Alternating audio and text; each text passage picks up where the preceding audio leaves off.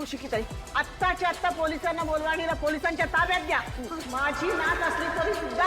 आजी मगाशी काय म्हणाली होतीस मला? हा आमच्या घरचा प्रश्न आहे.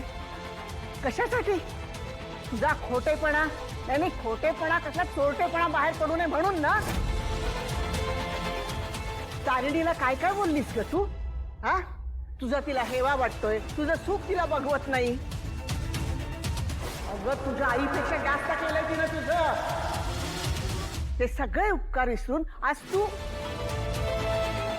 परमेश्वरा तुला एकटीला काय दोष द्यायचा म्हणा.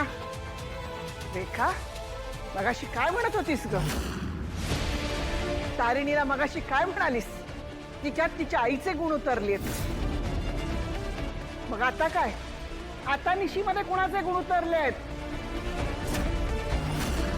दयानंदराव, मगाशी माझ्या एका मुलीवर अन्याय झाला म्हणून तुम्ही माझी माफी मागितली, पण ती चूक माझ्या दुसऱ्या मुलीने केली आहे, म्हणजे तुमच्या सुनेनं. त्यासाठी मला तुमची माफी मागायला हवी. नाही म्हणजे चूक निशिताची नाहीये, चूक माझी आहे. मी तिच्यावर संस्कार करायला कमी पडलो. मी हात जोडून माफी मागतो तुमची. नाही नाही नाही नाही नाही माधवराव, तुम्ही माफी मागायची काही गरज नाही. तुम्ही माफी मागू नका.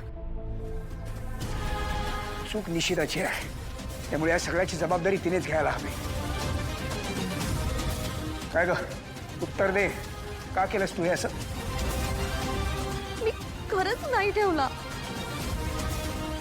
तू नाही घेतलास तर तो नेकलेस काय तुझ्या कपाटात मॅजिकने गेला? तू खरंच सांगते मी नाही ठेवलाय तिथे.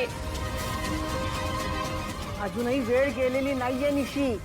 स्वतःची चूक कबूल कर आणि माफी माग. अहो सासूबाई ती म्हणतीये ना तिने नाही ठेवलाय म्हणून. गप्प बैस. हे जर तारिणीच्या रूम मध्ये सापडलं असतं आणि तिनं असं म्हटलं असतं तर चाललं असतं का तुला?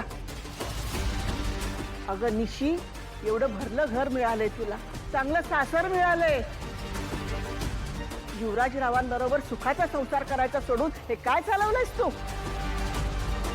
बस तुझ्यामुळं आमच्या बेचरे कुटुंबाची लाच निघाली खांडेकर कुटुंबासमोर. युवराज खरं सांग, तुला याच्याबद्दल काहीच माहिती नाहीये? या सगळ्याबद्दल